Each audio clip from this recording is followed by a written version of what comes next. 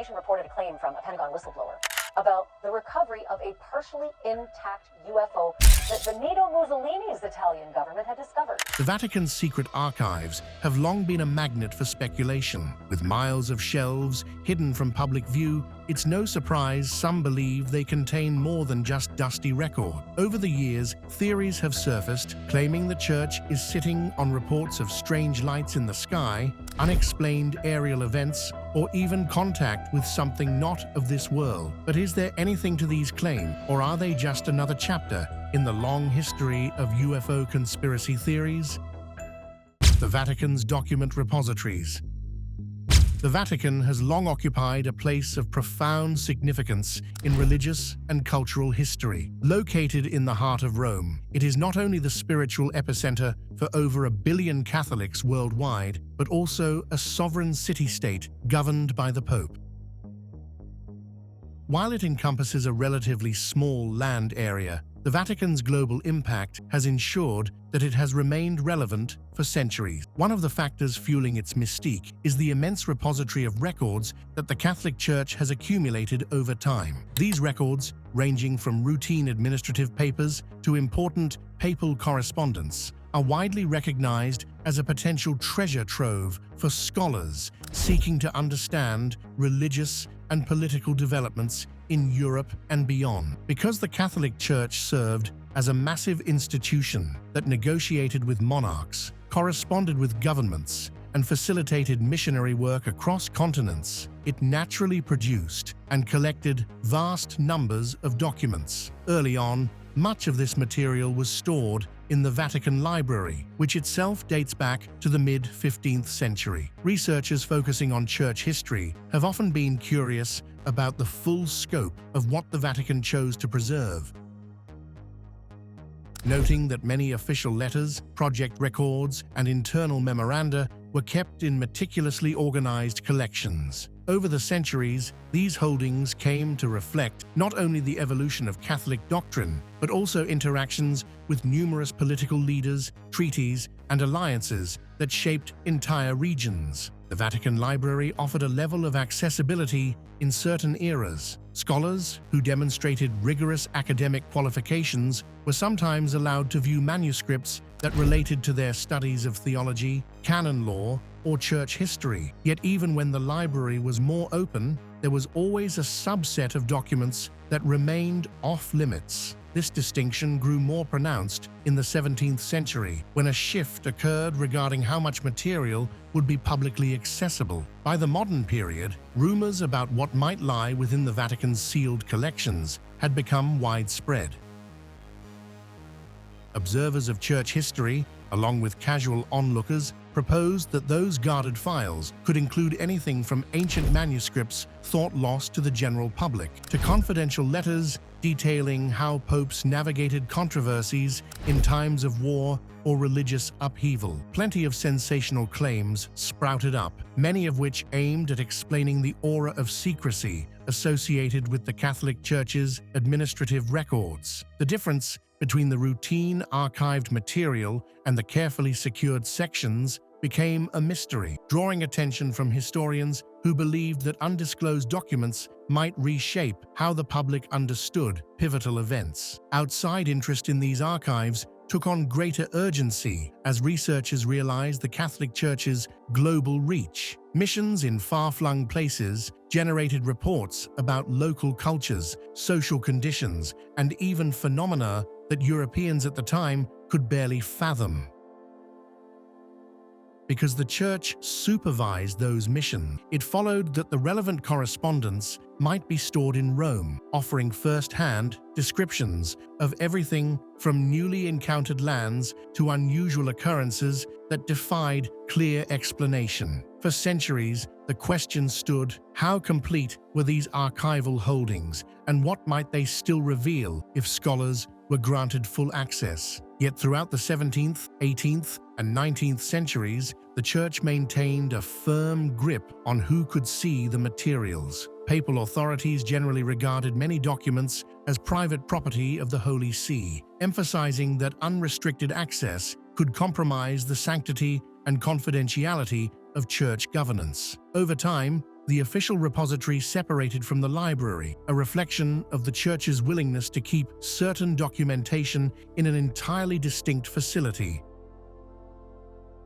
The archives, somewhat ironically, would grow more famous than the library itself in the imaginations of people who believed they must be teeming with secrets. Much of this interest was amplified by the realization that the Catholic Church's influence stretched well beyond theological borders. Whenever a significant political realignment, war, or discovery happened in Europe, it was common for local rulers or explorers to keep the papacy informed. Consequently, any record of a hidden chapter or controversial event could easily wind up locked in Vatican's storerooms. The seeds of that possibility remain central to the mystique surrounding the Vatican's most remote corridors. Even in the modern day, the very phrase Vatican's secret archives stirs images of shadowy vaults teeming with revelations about centuries of untold history.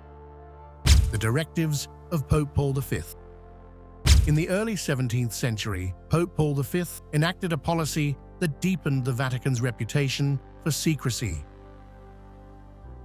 He ordered the careful removal of specific church documents from the Vatican Library, placing them in a dedicated area that was nearly impossible for outsiders to access. Although the Church itself did not present this as a startling maneuver at the time, subsequent generations viewed it as a key moment that set the stage for the archive's secret status. Contextual events in Europe may help explain the Pope's decision. The 17th century was rife with religious strife, political alliances, and competition for influence among emerging nation-states. Within Catholicism, the aftermath of the Protestant Reformation continued to shape the Church's strategic approach. As papal authority faced ideological threats from new denominations, the Church also strove to maintain doctrinal unity and preserve its traditions amid calls for reform. Such tensions might have led Pope Paul V to believe that guarding sensitive papers was essential to preserving the integrity of Catholic governance. While security and preservation were publicly cited as motivations, the precise reasons behind Pope Paul V's choice remain partially speculative. The Church has always stressed the need to protect fragile manuscripts from damage and to keep private correspondence safe from prying eyes. Papal authorities could have been worried about the theft or misuse of important letters and records detailing alliances with monarchs, settling of theological disputes, or internal debates on ecclesiastical discipline. Historians familiar with that era's complexities point out that letters among popes, kings, and ambassadors could hold a wealth of details about who supported whom in wars or who financed which missionary expeditions. After Pope Paul V's directive, the main Vatican Library continued to function as a scholarly resource for ordained clergy and, on occasion, for lay historians with special permissions.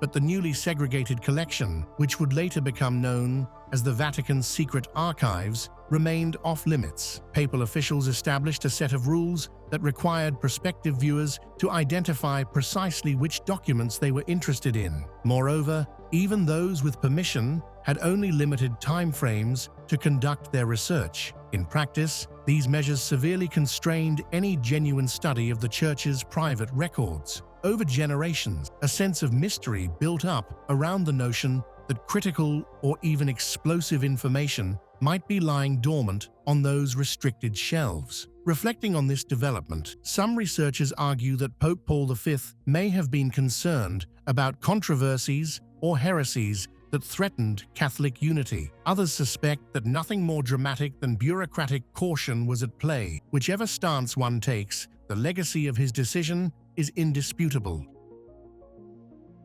He created a well-guarded archive that lay behind layers of ecclesiastical protocol, effectively barring outsiders from stepping too close to the Church's internal files. This environment also drove curiosity about whether Pope Paul V's move specifically tried to bury records containing unconventional ideas or confessions made by prominent figures. In an era of inquisitions and the crackdown on heretical teachings, it is not implausible that the Church took steps to isolate any evidence that might sow confusion or undermine its official stances. The archive's link to censorship stories and secret trials has thus persisted, fueling sensational discussions about what might surface if the collection were truly laid open. By the 19th century, demands for historical transparency and the rise of a more scientifically oriented approach to scholarship made the total closure of the archives increasingly controversial. Intellectuals across Europe wanted access to original documents to produce well-researched historical narratives, especially about Reformation conflicts, church finances, and papal relations with secular rulers. Despite that growing demand, the archives largely remained closed. Pope Paul V's 17th-century edict provided the cornerstone for the Church's policy of selective disclosure that spanned hundreds of years. It was not until the reign of Pope Leo XIII in the late 19th century that a shift, albeit partial, would occur. Pope Leo XIII's partial openings. Centuries of secrecy around the Vatican's specialized repository finally saw some relaxation during the papacy of Leo XIII, who reigned from 1878 to 1903. In 1881, he made the surprise decision to permit select scholars to view certain materials within the collection. The move signaled a cultural transformation within the Vatican that, while not total, was more open than any prior norms allowed. Throughout the 19th century, European intellectuals placed renewed emphasis on critical historical research. Universities flourished, and professors sought out primary source documents to analyze events more thoroughly than the older, tradition-bound narratives had done. In this climate, pressure on the Vatican to share some of its historical papers grew. Researchers believed that the Catholic Church's archives likely contained vital records about conflicts such as the 30 Years' War, the Church's stance on scientific debates, or how the papacy had navigated various monarchies. When Pope Leo XIII issued new guidelines allowing limited access, the academic community was both thrilled and cautious. On one hand, it was an unprecedented opportunity for scholars to verify certain aspects of church history. On the other, the process was rigorous. Each academic had to provide clear reasons for requesting specific items, and archivists remained vigilant about which papers were pulled from the shelf. Browsing entire sections was forbidden, and only small sets of documents could be examined at a time. Despite these barriers, historians uncovered documents that shed fresh light on key eras. For instance, they found records pertaining to Galileo's conflict with church authorities, shedding more nuance on the friction between emerging scientific thought and traditional doctrinal stances. At the same time, personal letters from popes to European heads of state offered glimpses into the complex alliances formed during wars that shaped the continental balance of power. Some researchers speculated that if such illuminating sources were gradually being revealed, the materials still hidden away might be even more consequential. Rumors circulated about entire categories of texts believed to address contentious theological positions or crises of faith within church leadership. Others suspected that the archives might contain local accounts from missionaries documenting phenomena that Europeans at the time misunderstood or deemed miraculous. From the Church's point of view, it was a balancing act. On one side, there was acknowledgement that the modern world prized historical candor. On the other, the Catholic hierarchy felt strongly about preserving the sanctity and confidentiality of certain records, especially those involving affirmations of doctrine or personal confessional information. Priests, bishops, and cardinals wrote candidly among themselves about matters that they never intended to be subject to public scrutiny. Pope Leo XIII's approach thus introduced a guarded compromise that allowed scholarship, yet preserved the principle that some matters should remain private. Over the decades that followed, his policies laid the groundwork for controlled expansions of scholarly access. Subsequent popes would review the archives covering specific periods, sometimes unlocking new sets of documents. for instance, those relating to the World War II era. Yet these actions have never involved throwing the entire vault open at once. Even in modern times, no pope has decreed a wholesale opening of all categories of archived records. Each incremental step fosters a new wave of inquiries about what else might be left to discover. The centuries-long continuum of partial disclosure helps explain how fascination with the secret aspect of the archives has persisted for so long, making them a perennial subject of inquiry. Historical points of interest. Amid the speculations surrounding the Vatican's private collections, certain historical controversies emerged that for some observers hinted at hidden documents of great consequence. One recurring point involves Giordano Bruno, a 16th-century Dominican friar and philosopher who famously proposed that the universe might be infinite and that stars could have their own planetary systems harboring life. Bruno's refusal to recant certain views led the Church to label him a heretic. Executed in 1600, he became a symbol of free thought versus dogmatic rigidity. Multiple authors have wondered whether records of Bruno's trial, especially transcripts detailing his statements, might lie in the sealed areas of the Vatican's archives. The official perspective suggests that extant documents focus primarily on theological disagreements about his teachings. However, speculation persists that additional pages could detail more radical ideas, possibly touching on contact with non-human beings or celestial realms in ways that challenge church doctrine. No publicly released archive material confirms such a scenario, but the rumor has amplified the sense that some documents in the repository might upend traditional narratives.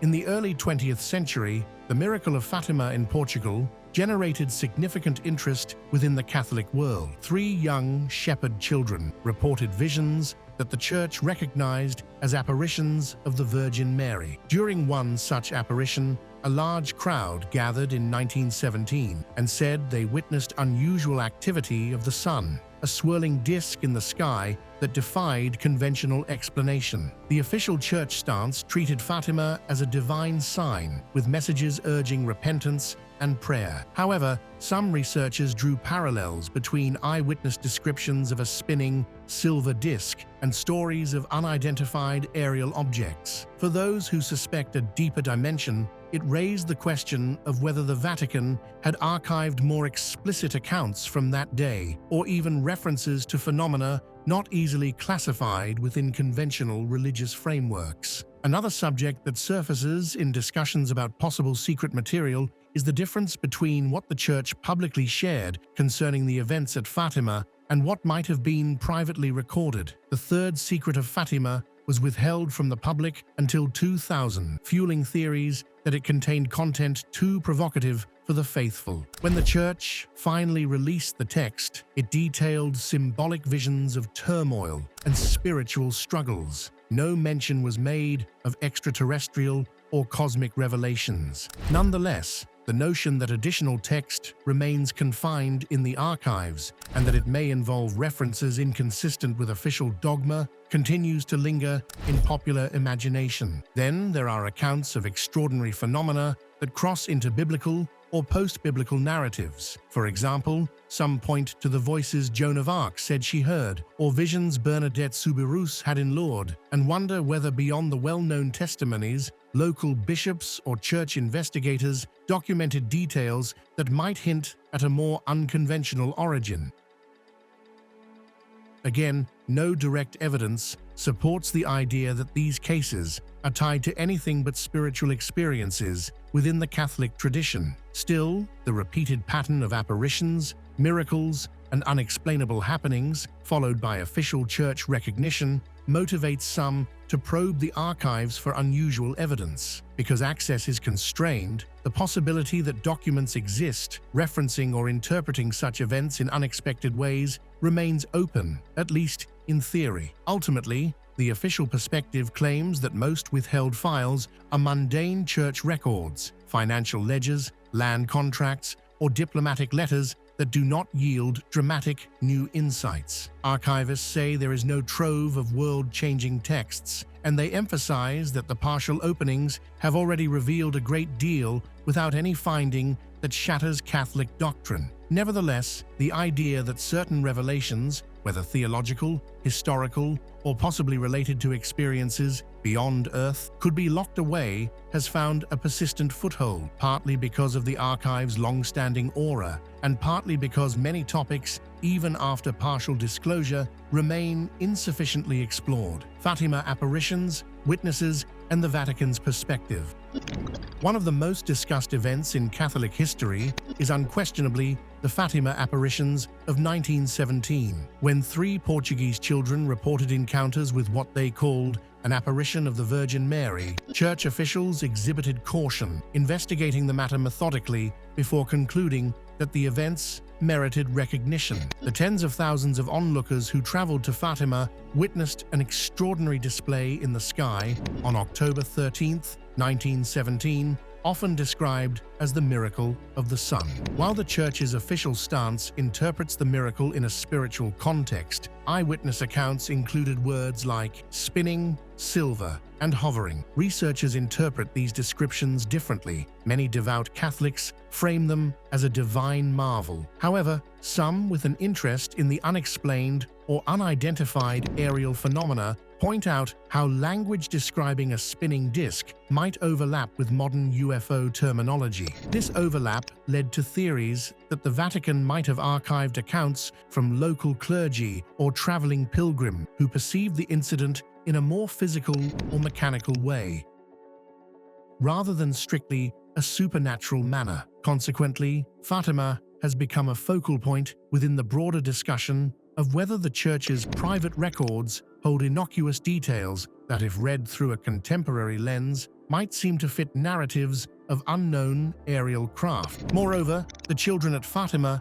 claimed to have received 3 distinct messages during their apparitions, commonly called secrets. 2 were made public within a relatively short period, addressing visions of hell and admonitions for humanity to repent. The 3rd secret gained legendary status because the Church declined to release it for many years. This secrecy fueled speculation that it contained explosive content. Some hypothesized that it predicted cataclysmic or controversial events. Others believed it referred to a cosmic or extraterrestrial presence. When the Vatican finally published the text in 2000, it described a vision of a bishop dressed in white, walking amid destruction. Church officials interpreted it as a prophecy of 20th century trials, including attempts on the Pope's life. The official statement made no mention of aliens, cosmic visitors, or anything of that nature. Still, some remain unconvinced that the entire 3rd secret was revealed. Rumors persist that the Church withheld passages to avoid undermining doctrine or causing public alarm. While the Vatican stands firm that it released the full text, the long-standing cloak around the 3rd secret left plenty of room for imaginative interpretations. Researchers who see possible intersections between religious visions and unusual phenomena sometimes point back to the Fatima case as evidence that the archives might include candid testimonies or private investigations into the silver disc. To date, no publicly accessible archives have confirmed the existence of undisclosed references. The widely published accounts remain spiritual in tone, with no direct link to anything beyond the realm of divine miracle. Among the faithful, Fatima remains a major pilgrimage site, with millions of visitors each year. The official narratives emphasize prayer, devotion, and the urgency of moral conversion. Skeptics and alternative theorists, on the other hand, maintain that certain detail, particularly from eyewitnesses describing the sky's spectacle, could fit a broader pattern of unknown aerial sightings. For them, the animating question is whether the Vatican's internal correspondences or investigative notes contain indicators that at least some church officials recognized something more puzzling than a typical religious miracle. Pope Pius XII, World War II, and UFO awareness. The 20th century introduced new angles to the topic of undisclosed Vatican material, particularly where Pope Pius XII, who served from 1939 to 1958, is concerned. In more recent times, a retired U.S. intelligence officer named David Grush made news by alleging that the Church had knowledge of a crashed UFO in Italy during Benito Mussolini's regime in the early 1930s. According to this claim, Pope Pius XII eventually informed U.S. authorities about this incident, prompting the United States to obtain or study the artifact after World War II. Although these assertions garnered attention, the Vatican press office has not commented or validated them. Historically speaking, Pope Pius XII oversaw the Catholic Church through World War II, navigating complicated diplomatic waters. Some historians have studied his diplomatic notes to ascertain how he approached fascist governments and tried to protect or intervene on behalf of certain populations. The opening of Pius XII's wartime archives, authorized by Pope Francis in 2020, was met with significant anticipation. Historians hoped to find new data revealing the Church's stance on the Holocaust, negotiations with Axis leaders, or hidden humanitarian efforts. So far, published analyses have focused on these areas, with no definitive references to any involvement in concealing extraterrestrial artifacts. Nonetheless, the story of Mussolini's UFO retrieval draws intrigued observers, as it connects two seemingly distinct worlds: Catholic leadership and advanced unknown technology. According to lore, Mussolini's government might have recovered a craft of unknown origin, stashing it away in secrecy. The rumor suggests that Pope Pius XII, with the Church's network of global contacts, tipped off American authorities, eventually contributing to a broader hush-up.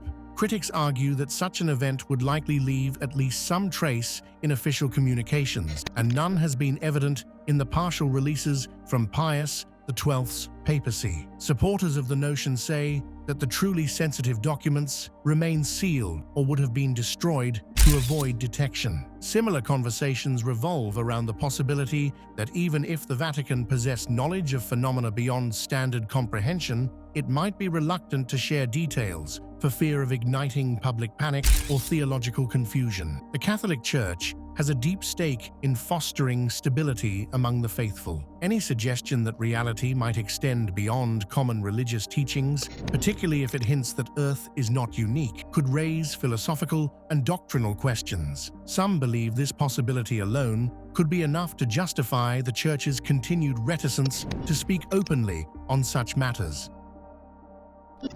Ongoing theories about extraterrestrial knowledge. Across the decades, a recurring question has surfaced among enthusiasts of unidentified aerial phenomena. Does the Vatican harbor official evidence of non-human intelligence? Some arguments highlight the Church's capacity to gather enormous amounts of information from around the world through its diplomatic corps, foreign missions, confessional practices, and historical alliances with political elites. If any institution might have tracked or recorded anomalous sightings and interactions, it might be Rome. Another angle is that modern whistleblowers, including David Grush, have referenced the Vatican in claims about hidden knowledge. Grush has implied that events dating back to the 1930s were known to the Church in some capacity. Though no verifiable documentation has emerged from these accusations, they sustain a public belief that the Holy See stands as a silent witness to extraordinary revelations. Some Catholic theologians have publicly stated that discovering alien life would not necessarily contradict doctrine. On the contrary, they argue that God's creative power could extend beyond Earth.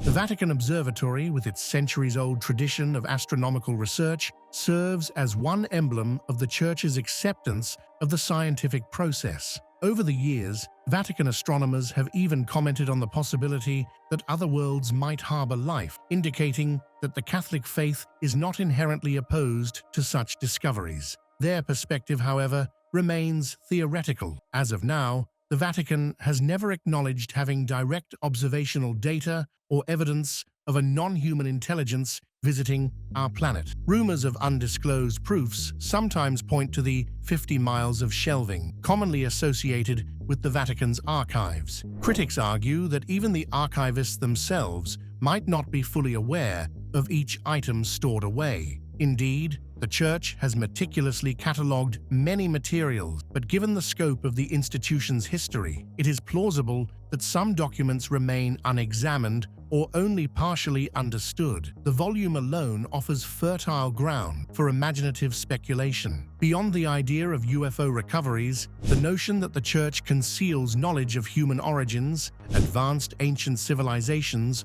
or otherworldly interactions also surfaces in certain circles. From stories of angels in Scripture to flattened references that might hint at unidentified flying objects, these interpretations often place the Vatican at the heart of a centuries-long process of reframing unusual encounters as purely religious. The official Church stance remains that biblical and traditional stories are best understood in the context of faith, not science fiction. Yet these topics continue to color discussions about what might be gleaned from hidden manuscripts or correspondences if they were ever laid fully open to the scholarly community. The Church's continuing refusal to comment on highly speculative claims generally follows a pattern. Absent credible evidence, the Vatican sees little reason to dignify rumors with official statements. Consequently, no matter the rumor, be it a secret meeting with extraterrestrial visitors or clandestine knowledge of advanced craft, Church officials rarely engage. Silence breeds more rumination, and that cycle shows no sign of slowing. For many who are convinced the Catholic Church knows more than it discloses, the biggest question is not if, but when the institution will feel compelled to share what it possesses. Until that day, theories of an interstellar dimension to Vatican secrecy remain a staple in certain segments of popular culture. Thanks for watching another episode. While you are still here, make sure to click the video on your screen for more quality content.